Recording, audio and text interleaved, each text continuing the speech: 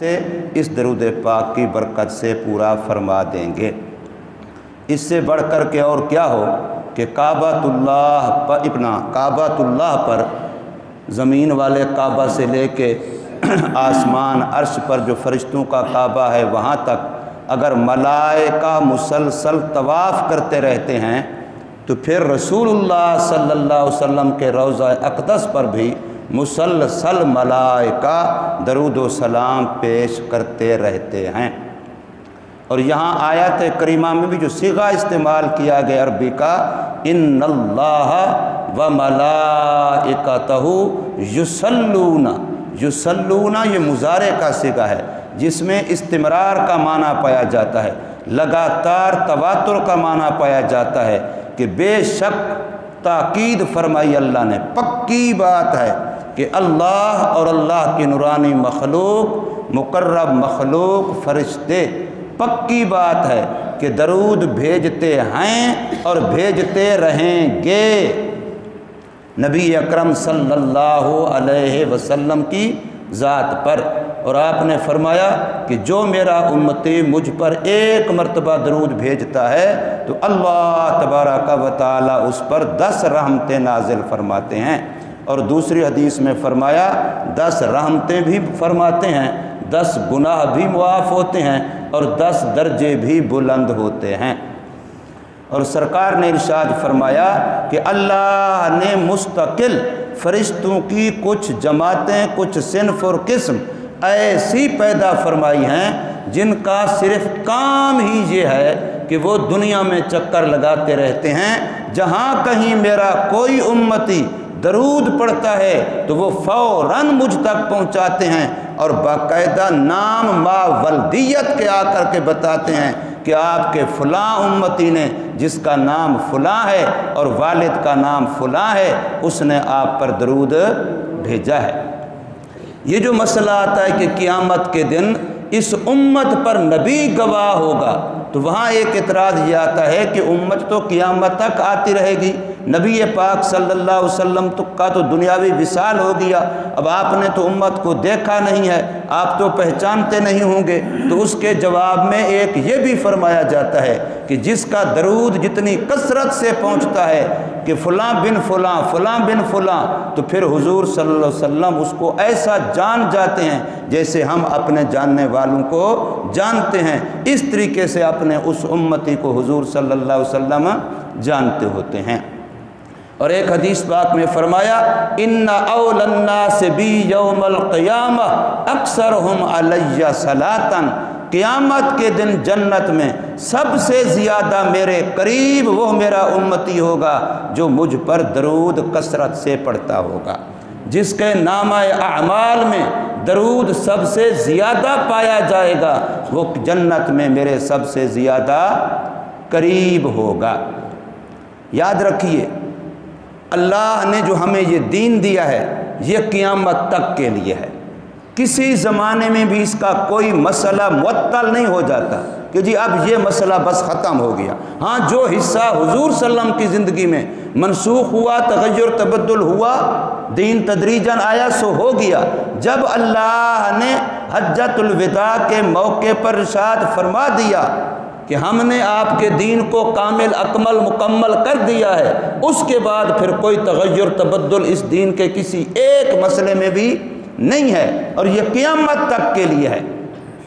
اس لیے ذات نبوت کے برکات، ذات نبوت کے فیوزات، ذات نبوت کے وہ انوارات جو آپ صلی اللہ علیہ وسلم سے دنیا میں حضور صلی اللہ علیہ وسلم کے صحابہ کو پہنچتے تھے وہ قیامت تک اس امت کے ہر بندے کو پہنچ سکتے ہیں۔ صرف یہ ہے کہ اپنے اندر انسان وہ اوصاف، وہ طلب پیدا کرے۔ مثلا صحابہ نے حضور صلی اللہ علیہ وسلم کے پیچھے نماز پڑھی، اب میں تمنا کرتا ہوں کہ یا اللہ اس وقت تو میں نہیں تھا، میں نبی کے پیچھے نماز نہیں پڑھ سکا، لیکن میرے دل کی تمنا ہے کہ مجھے وہ عظمت، وہ فضیلت، وہ شان ملے، تو اب کیسے ملے؟ نبی تو نہیں ہے تو کیسے میں اس کے پیچھے نماز پڑھوں؟ تو اللہ تبارک و تعالی کے نبی محمد الرسول اللہ صلی اللہ علیہ وسلم کا فرمان ہے کہ قیامت تک میرے جو امتی میری امت کے عالم کے پیچھے نماز پڑھیں گے وہ ایسے ہوں گے جیسے نبی کے پیچھے نماز پڑھ رہے ہیں۔ علماء امتی کا انبیاء بنی اسرائیل، العلماء ورثۃ الانبیاء۔ یا رسول اللہ، صحابہ تو آپ کو دیکھ لیتے ہیں، ان کو آپ کا دیدار نصیب ہو جاتا ہے، اور آپ کا دیکھنا اتنا بڑی عبادت ہے کہ سیدنا صدیق اکبر رضی اللہ تعالی عنہ سے جب پوچھا گیا کہ دنیا سے آپ کو کون سی چیزیں پسند ہیں، تو فرمایا 3 چیزیں پسند ہیں، ان میں سے ایک یہی فرمائی النظر الی وجہک، کہ محمد صلی اللہ علیہ وسلم کا چہرہ ہو اور صدیق کی آنکھ ہو، بس میں حضور کو دیکھتا رہوں،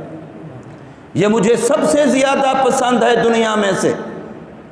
تو حضور نے ارشاد فرمایا قیامت تک میرا جو امتی کسی اللہ کے ولی کو، عالم دین کو محبت کی نگاہ سے صرف اس وجہ سے دیکھے گا کہ یہ دین جانتا ہے، تو میں اس کو وہ ثواب دوں گا جو اپنے کسی امتی کو، حضور صلی اللہ علیہ وسلم کے امتی کو، نبی کو دیکھنے پہ دیتا ہوں۔ حضور صلی اللہ علیہ وسلم دنیا سے وصال فرما گئے۔ اب حضور کے حال کا صحابی کوئی نہیں بن سکتا کہ حضور کے جسم مبارک کے ساتھ ہو، حضور کے جسم مبارک کے قریب ہو اور صحبت اختیار کرے، لیکن قیامت تک حضور کا کال کا صحابی بن سکتا ہے کہ حضور صلی اللہ علیہ وسلم کی حدیث کی مجلس میں جو بندہ محبت سے بیٹھے گا اور فرامین رسول کو سنے گا تو وہ قیامت تک کے لیے حضور کے کال کا صحابی کہلائے گا۔ اور یہ شان ان طلباء کو، ان علماء کو حاصل ہوتی ہے جن کا پڑھنا پڑھانا حدیث مبارک کا مشغلہ ہوتا ہے۔ تو اس لیے یہ دین قیامت تک کے لیے ہے۔ جب قیامت تک کے لیے ہے تو یہ ساری باتیں قیامت تک کے لیے ہیں۔ ایک سوال کیا کسی بندے نے کسی سے کہ بھی سب سے افضل صدقہ کون سے ہے؟ مسجد کا بنانا، غریبوں یتیموں کی کفالت کرنا، فلاں فلاں فلاں فلاں، بہت سارے مدات ہیں جہاں جہاں خرچ کیا جاتا ہے، لیکن افضل ترین صدقہ کون سا ہے؟ اب اس کے کئی جوابات حدیثوں میں آتے ہیں، لیکن ایک جگہ فرمایا سب سے افضل صدقہ یہ ہے کہ ایک امتی اپنے نبی پر خرچ کرے۔